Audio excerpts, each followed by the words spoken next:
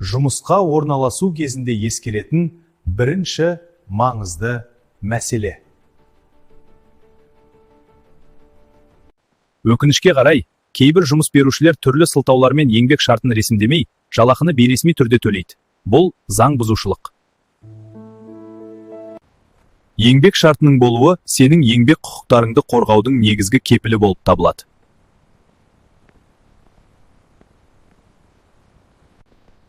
Шартсыз жұмыс істеу зейнетақы жарналарының, әлеуметтік төлемдердің және еңбек өтілінің есептелмеуіне әкелуі мүмкін.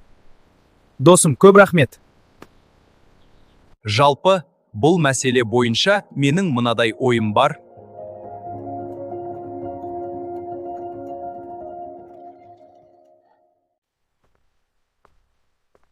Сондықтан, құқықтарыңыз әрқашан қорғалуы үшін заңның осы баптарын өзіңізде сақтаңыз.